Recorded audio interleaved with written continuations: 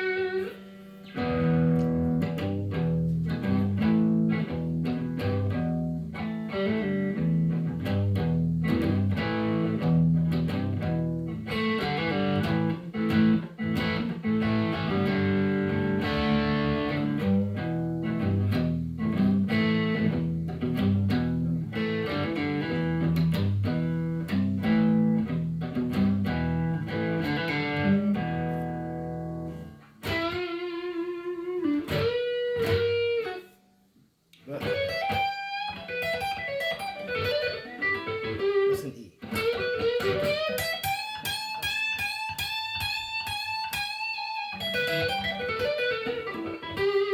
The thing is about blues guitarists, you truly don't need, in my opinion, a huge bag of licks or of understanding the notes or the what. Just learn how to play those boxes. Stevie Ray Vaughan, like I said, is one of the greatest box blues players. I mean, I don't want to put him into that because some people will say that that's more of a rudiment. Stevie could pretty much do anything, but his natural style was just kind of a free-flowing box blues where he would mix in, some of those rhythm shortcuts with lead licks in between them or on top of them. He borrows a lot from Jimi Hendrix. Everybody says the two guitar players he probably sounds the most like. He sounds like this on steroids amalgamation between Albert King and Jimi Hendrix. So...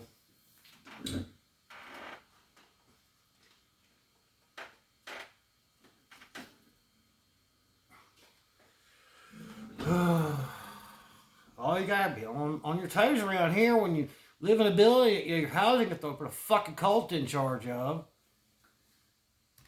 And you're gonna fucking moment's rest. And here's the thing.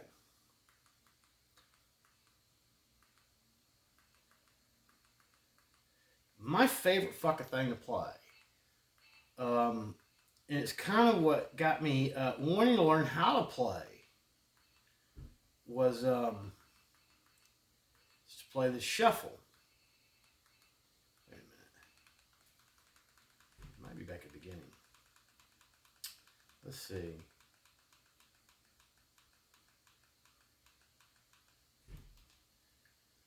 It's called So Excited. Some people may just refer to it as the SRV Shuffle. I might actually find one of my picks for this because You're covered on the road. It might be better to play with that.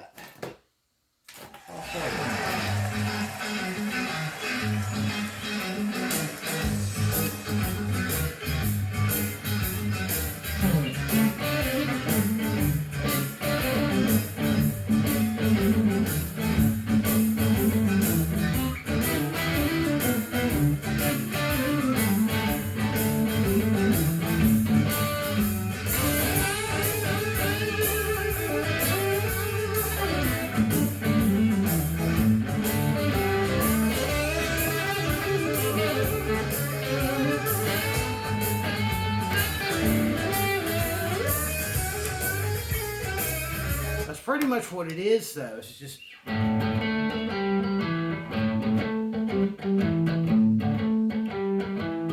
Except he decides to do a little change in you know, he has his own little flavor to it. And specifically, it's. See.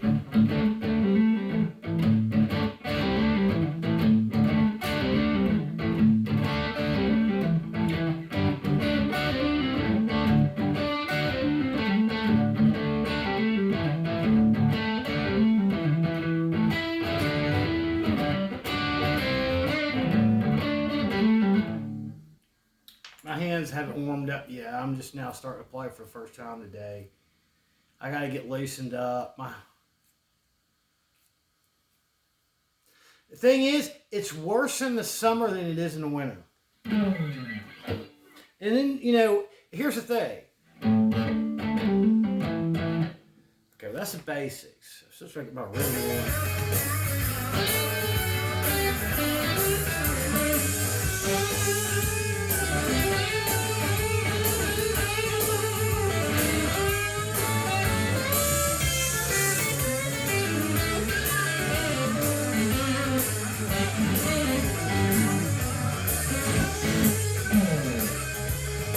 See what he does is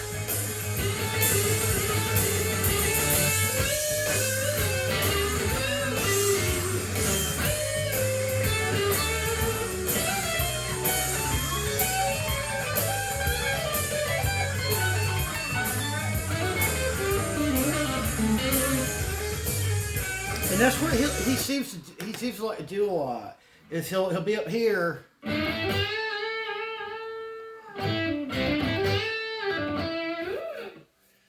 And that's just kind of like working the others, you know. So like, think of it like an A minor, you know, or A major bar chord form.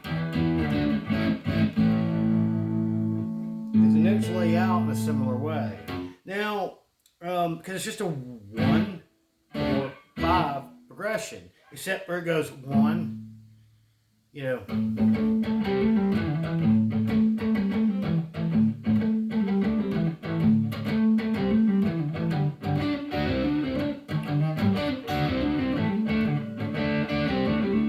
Here's the thing.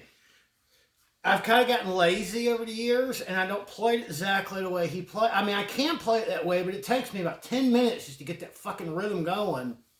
You know, to remember it, because it's kind of it's not as hard to play. It's very simple, but it's hard to play it like he plays it, because he does a full scrape.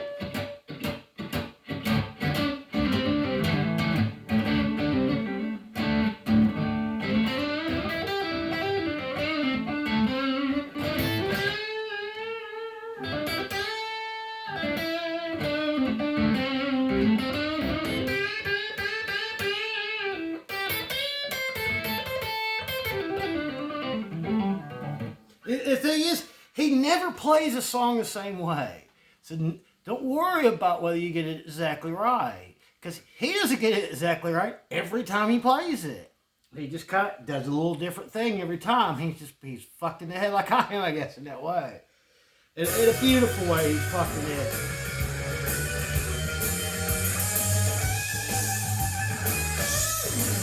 Now, hold on. Let's go to one that is really, in my opinion, I think better for a beginner if you want to learn how to, you get that, what was it,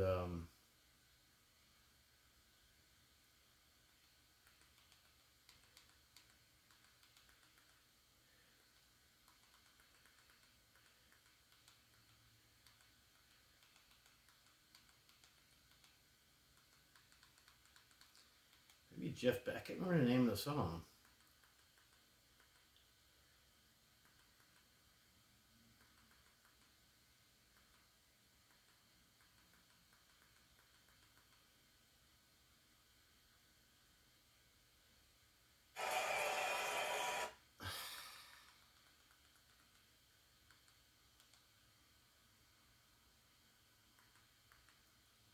Just give me a fucking break. Really? I have to put in a Jeff Beck group. Because it will not fucking bring it up. You have to put in a Jeff Beck group.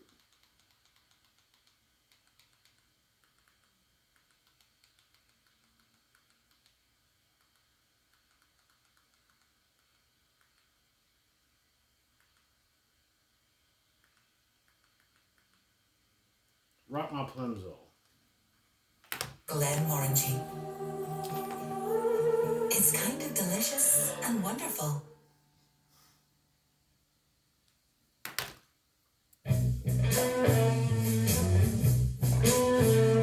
I gotta change guitars.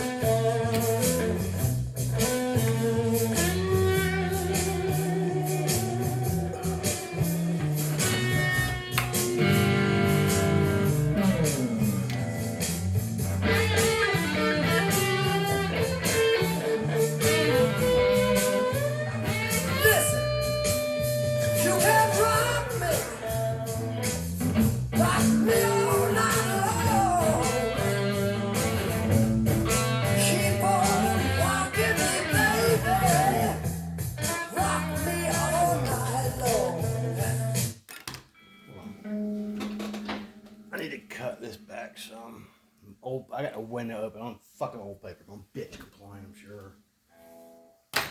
And it's so loud. Ma'am, who was it? Huh? If it's too loud, then why are you deaf? 'Cause you know what, when you rock me, my poor back ain't got a roll. You can roll me, just like you roll the wagon wheel, way down in the country. Keep on rolling me, baby, roll me all night long. No, All right, back you up. can shake, rattle, and roll me till my back ain't got a How did I lose volume turning it up?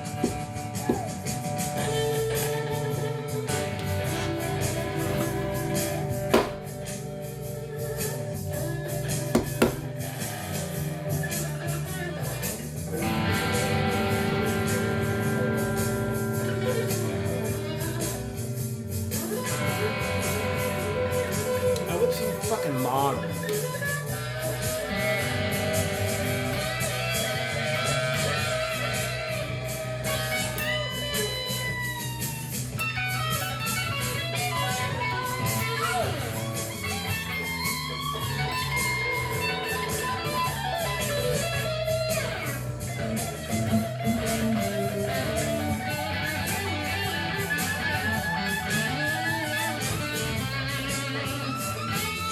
Over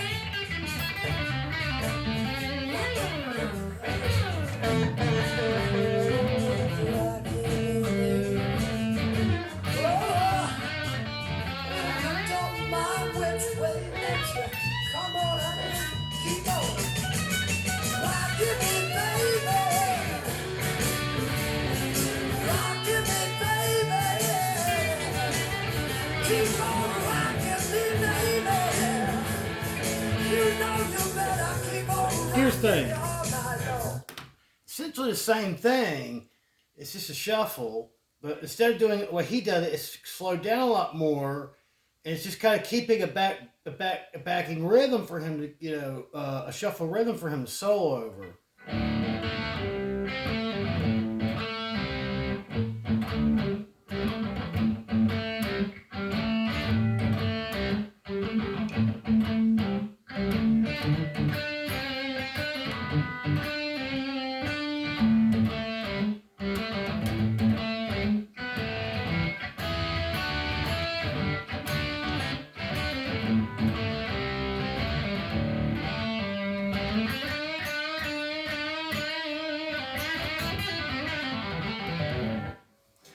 So I mean, it's like you can just kind of do whatever you want with that, as long as it's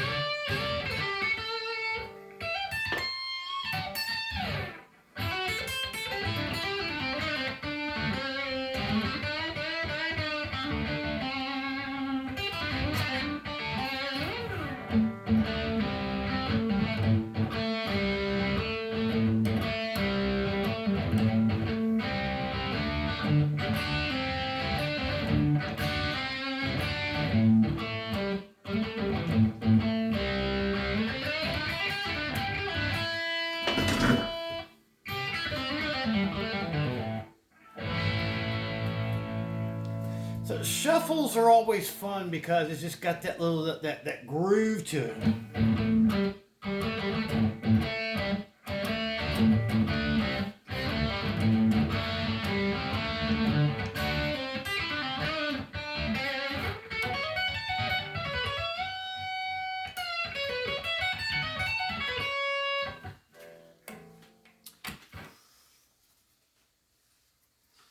But here's another little piece of music, rock history, whatever you want. Jimmy Page played that. From what I understand, he played the shuffle rhythm that Beck played over top of. I don't know. I guess back in those days, maybe they didn't multi-track in the same way. Maybe they did. They might have just recorded these tracks live, like Stevie Ray Vaughan did with Texas Flood. Which was, he recorded at Jackson Brown's studio in Los Angeles. I guess his home studio or whatever. Maybe he owned a professional studio himself, but it was his studio. He invited Stevie to come use it, I guess, for free. Or just, either for free or like just to spot him for you can get me back later or whatever. I'm not sure, but when he was at Montreux, same time he met David Bowie, he said he'd come out there and record his place. And that's where they recorded Texas Flood, like in a weekend.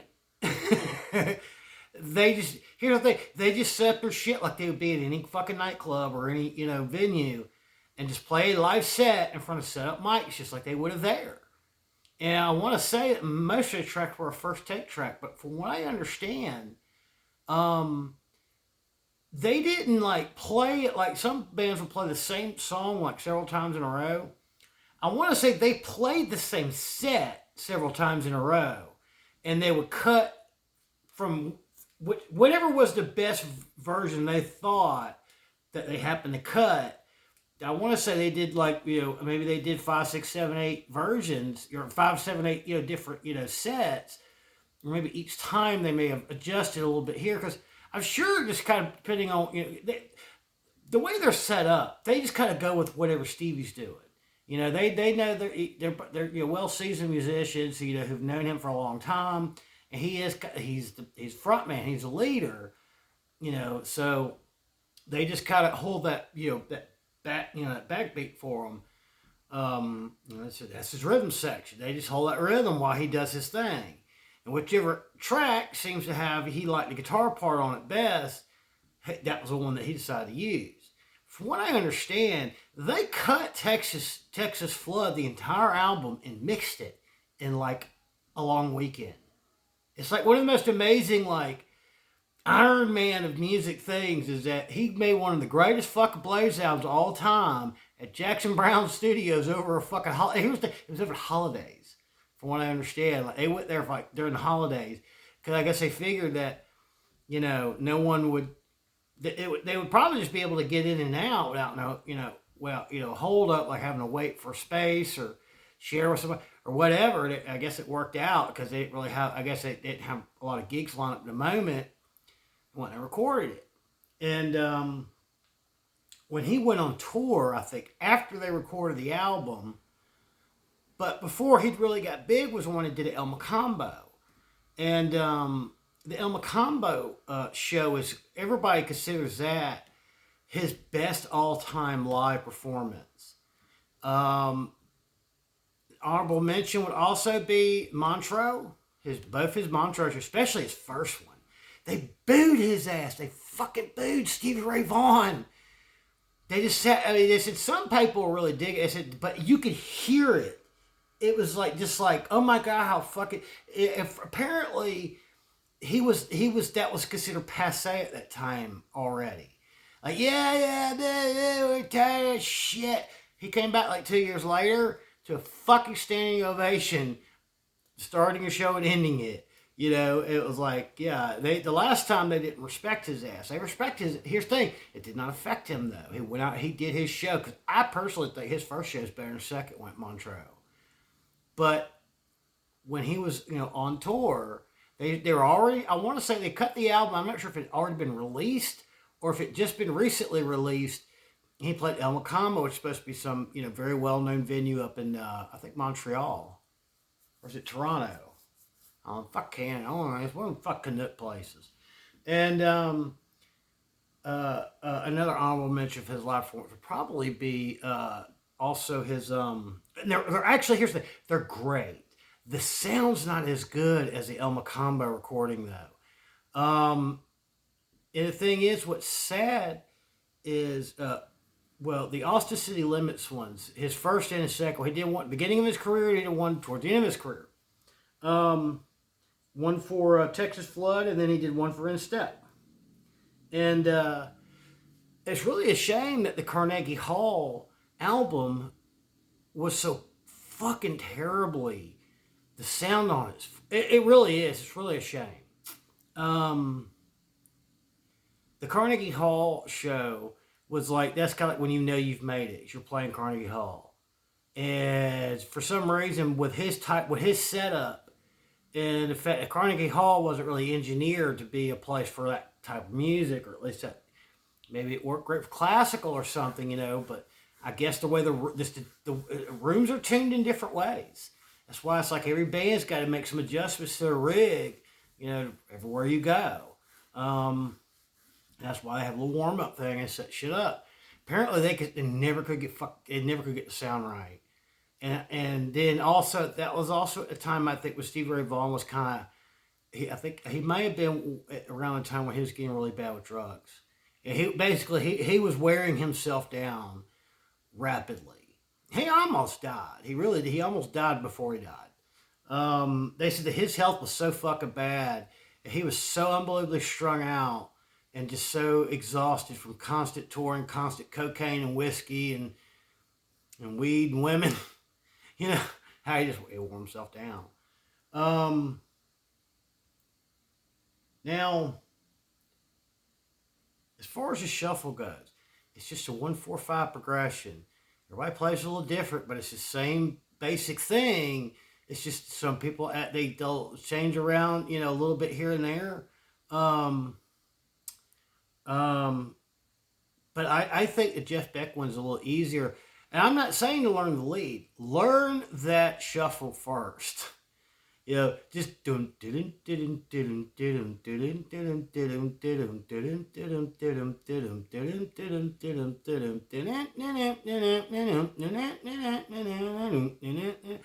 learn the basic. You ain't got to do the hammer-ons and hammer-offs or whatever, or the trills or anything like that. Or I wouldn't even worry about the solo work so much at first, you know, because I think that's one of the very first things I learned how to play was a shuffle or a 12 bar, you know, and it was like people were kind of like, you're just starting and you're already learning how to play a shuffle. And I'm like, well, that's why I wanted to learn how to play that. They're like, my uncle, man, he's a dick.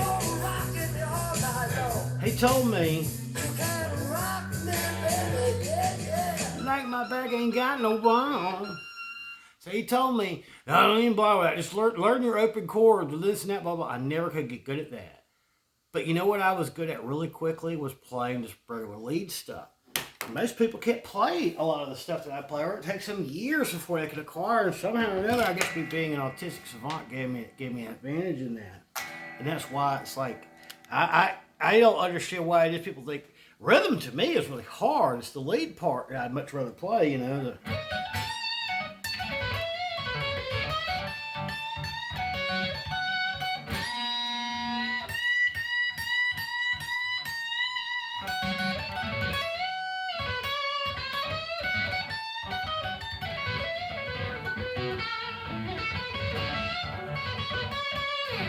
But most of his stuff is just a lot of licks. You know, and then they're kind of played in between little rhythm parts. While he plays a lot of double stops, like Crossfire. Wait a minute. This one tuned the right way, or is it? I wonder if it sound right. I thought it was off. Hold on.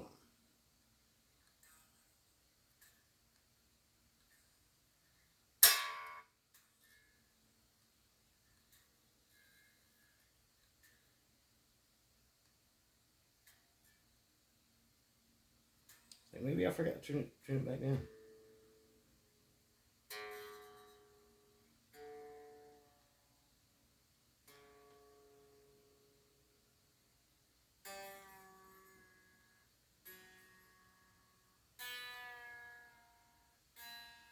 Stevie plays everything.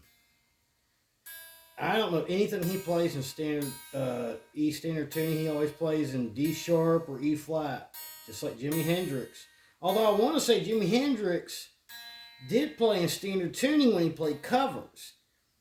Like he preferred, I'm not sure if he was the first to do that, but I think he was the first mainstream artist to be known for doing that. He played a half step down across the whole thing. Standard tuning, just a half step down. And, you know, if you're used to playing strats, especially that kind of, it really is a better way to do it. That's why I wish everyone would just do that. But, you know,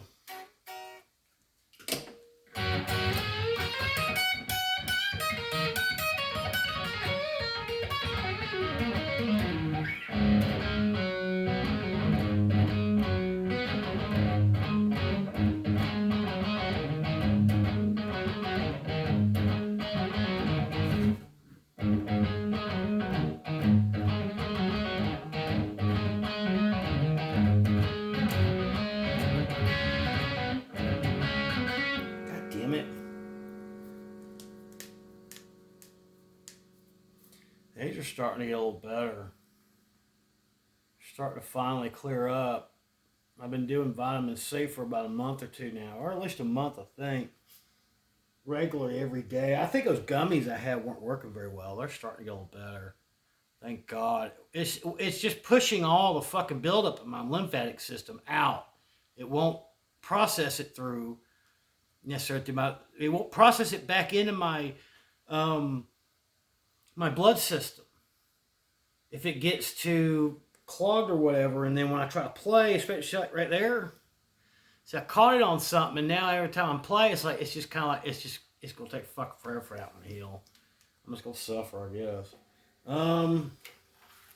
But you know, that's the thing. That's the difference. Is he just goes. God damn it! Fuck, I hate picks.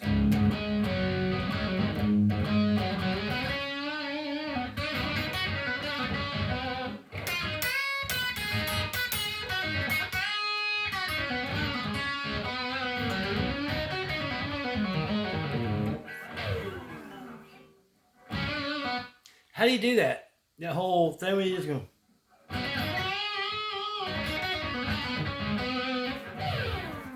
Just, whatever. Which one you start on? Whichever one you want to, I guess. I guess you could start like on the A. Don't really matter. It's just a fucking sweep. It's just a way to add a little bit of flair into it. But that's the thing. The difference will be.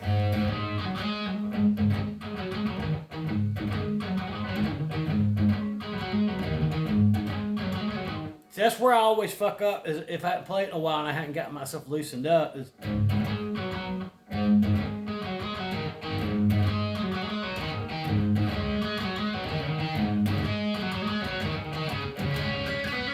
plus, I'm having to concentrate on other shit too. So.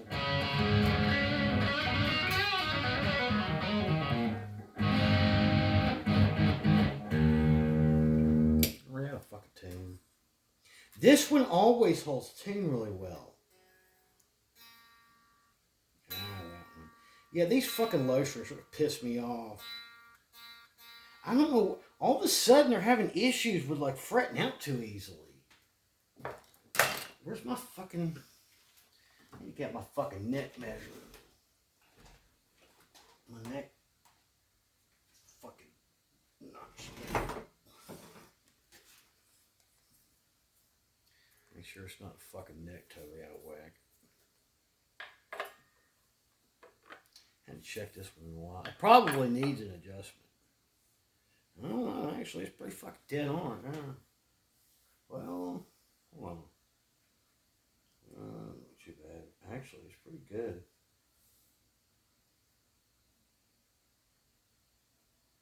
Yeah, I don't worry about it. This is the Squire neck. This is off of a vintage modified Strat that I still got the body for. It's just some cheap, poplar body. Same thing as the classic vibe. That was the difference. When they first came out, the 50s and 60s models were the classic vibe, but the vintage modified were the 70s models. They basically just took the vintage modified and they rebranded it as the 70s classic vibe because I think it confused people. But the reason why is because people weren't really modifying Strats till the 70s. You never really saw mods. Every Strat that you saw until then was just stock. It was all stock.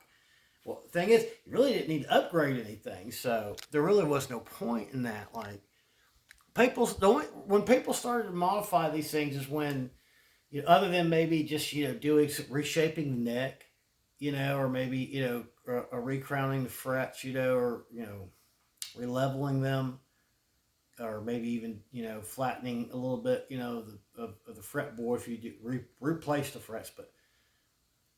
All my guitars, this is the one that is the most reliable and consistent neck-wise. The most reliable, consistent one I have is the Squire that I paid like $200 for. It was a second. On the back of it, you see? It's still there. It was brand new. No one ever owned it. But that's how you know.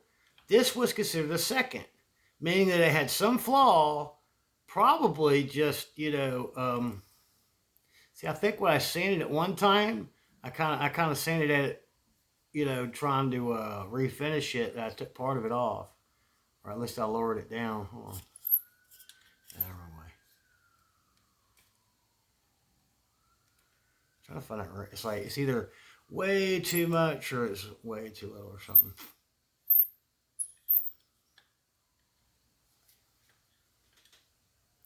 I think it'll show up on screen. But no, I mean, these are... Honestly, I would buy a classic vibe. Just buy...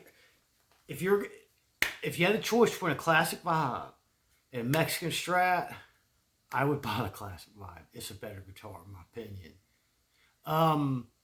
What I would do is depending on your level of ability, you can order an import spec, like steel or brass block, for the bridge plate, and you could get some upgraded saddles. You can order one of those pick guards preloaded and everything from Stratosphere with their Texas heat pickups for like $50 or something like that. That's what these are. They sound great. They sound so much better than the stock Mexican Strat pickups, in my opinion. The stock Mexican Strat pickups, I think, don't even sound quite as good as the classic Vibe stock ones do. For $50, you buy one of those classic Vibe, say $400. These are about $20. Get generic ones. As long as they're steel or brass, that's all that matters. Mine are just generic. I have no fucking clue what brand it was. So you get $20, you get $50, you get $70. That's all you would need to do. To a classic Vibe, they have good quality. Now I've replaced this one because the other one went down way too far. It got to where it wouldn't clear the fret. I didn't want to shave the fret down that much. I was like, I'd rather take my chances on replacing the nut than I would shaving the frets down too quickly. These are fucking great guitars for money. You know, here's the thing. Or if you don't know how to replace a block, they just screw onto the bottom of the plate. That's the thing. You don't really go to a guitar tech and do basic shit like this unless you just got a lot of money and you're fucking lazy. But if that's the case, you just buy one that doesn't need it. This is how you get something nice for money. See, I paid like $20 for that block. See that? A full-size brass block. I paid like 20, maybe 20 something dollars for it. So you can pay 20. And here's the thing. That's just a stock import. It's just whatever come on any cheap Strat from overseas. That's the bridge plate. You can just take the bridge plate, replace. I put brass saddles on this one. Those are about $15. This is about 20 or 25, so for $40, and it fits so about $100. I feel like you'll have a much better playing guitar that will probably hold up just as well over time for a lot cheaper. It's going to sound a shitload better. You replace the block and the saddles. You get the nice pickups. You know, the nice but affordable pickups like Stratosphere's Texas Heat. That's really what you got to do. You ain't got to replace the fucking, you know, the tuners work great. Those are stock tuners. That's like, that guitar's got to be like 10 years old. You know, I don't know. It's several years old. They quit making them, I think, in like 2015, and that wasn't the last ones. I don't think. No, that one was the previous. I don't know how this guitar must have had some strange history or something, because at first I thought it didn't have the correct body on it or something. Then I found later, no, that was the correct body. It was everything else was stock. It's like they never took it apart. You know, like it never been owned. But it was like $200. I was like, holy shit, this thing is all. It's like $200. Now it's like $300 or $350 new. They've gone up some. But I compared it to an $1,100 used Fender Stratocaster, like a nice used Fender Stratocaster, not like it's just American Professional or American whatever. I don't know. They changed the thing now. It used to be like maybe it was a deluxe, maybe it was a reissue with some mods or something. I played it next to that one. I was like, holy shit, this thing is so much louder. It sounds so much better. And it was like 1/5 or 1/6 the price. And, yeah, no regrets. Even if those frets that neck wears down, Yeah, I would just get another one. Like I said, before I will go and buy, something like, a Mexican Strat or an American-made Strat, I would just basically, whatever body I just order a replacement. You can get a replacement neck, a brand new one, a Squire Classic Vibe neck for about with those nice vintage tuners or split tuners. They work great, trust me. That's my best tune. That's my guitar keeps tuning better than anyone else I have, and those are stock tuners. You can pick up for like $160. Like instead of buying a whole new guitar or whatever, that was Leo Fender's idea. It's kind of like maybe later on, if it does wear down to the point where it can't be used anymore, I might pull the frets and try to do my own refret. I've never actually refretted it like completely. I've done fret jobs. I've never actually refretted. That's other special equipment. But this is getting long. I'm gonna shut up. But I would suggest that shuffles work great. because it kind of gets you in that rhythm, you know, kind of it's a musical learning thing. It's a tool to help you build on. And I'm kind of glad I started with that instead of getting too bogged down into chords and understanding music theory. It's like, fucker, I just want to rock, you know. I want to rock, dun, dun, dun, dun, dun, you know, like Twisted Sister. Or is that Cinderella? No, that was Twisted Sister. Yeah. That's pretty much it. Just worry about the basics and then build on, you know, your own sound. It's like, I would never teach anyone how to play guitar because the best guitar players were mostly self-taught just because of the fact that they were trying to pick up the basics of what they loved. Just the basic rhythms and basic chords, and then they would add their own little thing and their own little flavor onto it, and then eventually they could develop their own style. That's what I would highly recommend. Thank you for tuning into the On the Spectrum series, where we talk about blues shuffles and the difference between SRV and Jeff Beck. Y'all have a lovely day.